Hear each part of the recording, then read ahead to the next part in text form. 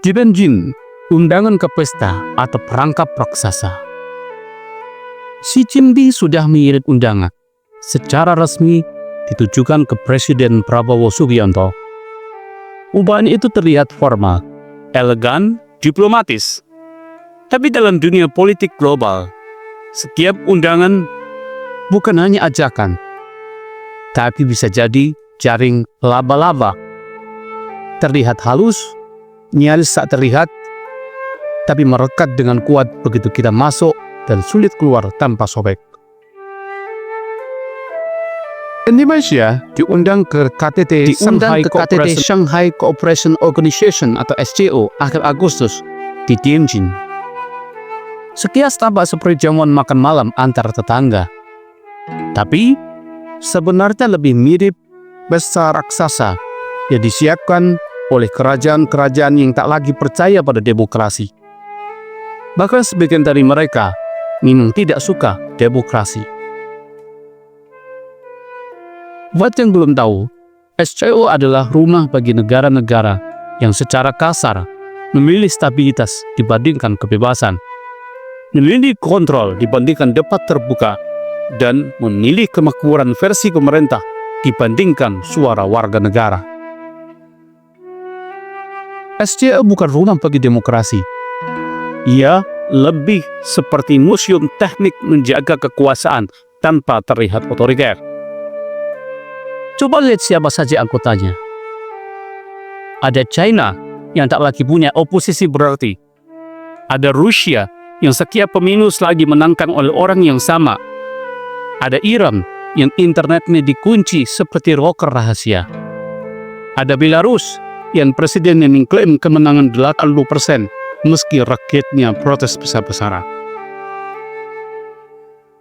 Apa kita nyaman duduk di meja makan bersama mereka? Apakah Indonesia siap dianggap bagian dari keluarga yang terbiasa menyebut kritik sebagai ancaman dan menyebut demokrasi sebagai kelemahan? Saya tidak sedang mengajak paranoid, tapi saya mengajak berhenti sejenak, lalu berpikir seperti menatap laut tenang yang menyembunyikan pusaran di bawahnya.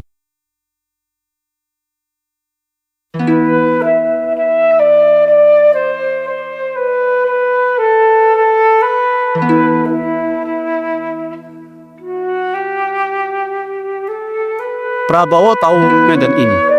Ia jenderal. Ia paham strategi. Tapi justru karena itu, ia juga tahu tidak semua jalan yang terlihat lapang membawa kita ke tempat yang baik. Ada jalan yang terlihat lurus, tapi berujung di jurang. SCO bisa jadi jalan itu. Undangannya terdengar menjanjikan. Kerja sama ekonomi, pertukaran intelijen, proyek infrastruktur, konektivitas Eurasia. Tapi di balik itu, ada aroma kuat dari agenda global yang ingin menyusun ulang tatanan dunia dengan satu syarat: jangan terlalu percaya pada demokrasi barat.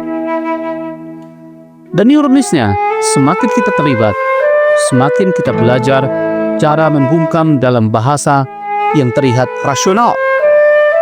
Itulah pelajaran pertama dari sebagian besar anggota SCO, matikan demokrasi secara legal.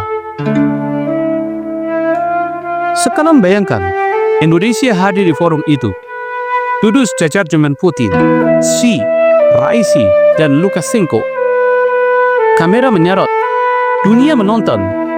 Apa yang dunia lihat? Bahwa Indonesia sedang menjajaki aliansi ekonomi baru, mungkin. Tapi dunia juga bisa membaca itu sebagai sinyal bahwa Indonesia mulai nyaman berada di antara para pemimpin yang tidak harus pusing menghadapi pemilu, debat parlemen, atau demonstrasi mahasiswa. Bahkan bisa saja nanti ada yang bilang, kalau negara-negara itu bisa makmur tanpa demokrasi, kenapa kita harus repot-repot? Dan itulah saat ketika demokrasi mulai mati. Bukan karena dibunuh, tapi karena ditinggalkan pelan-pelan. Seperti tanaman yang dibiarkan tidak disiram, lalu layu dengan sendirinya. Saya teringat satu metafora.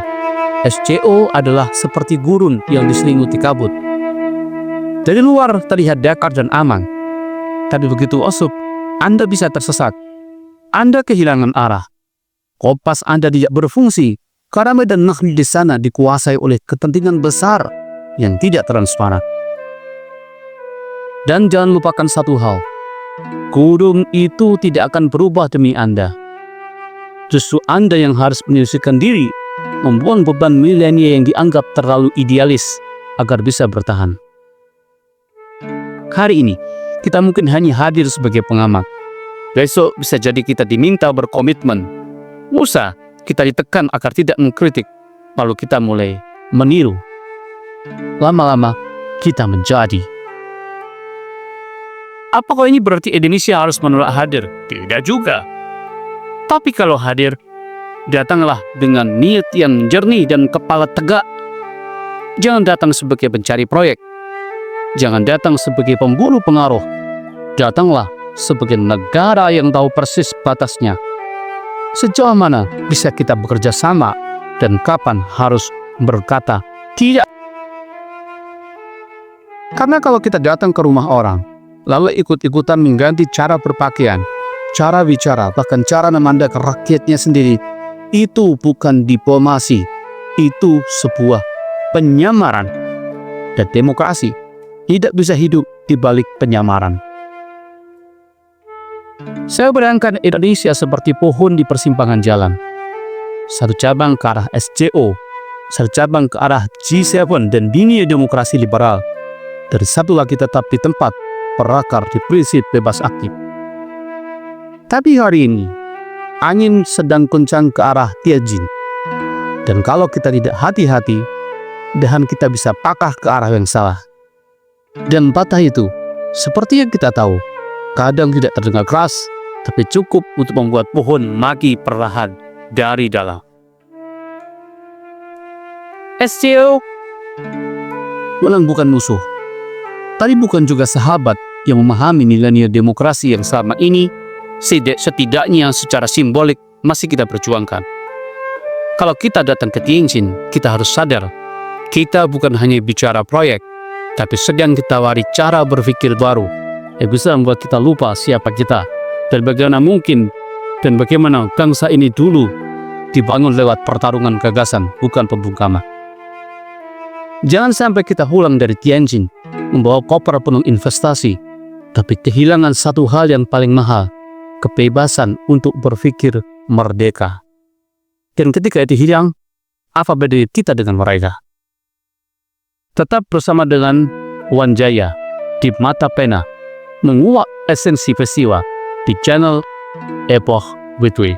Sampai jumpa.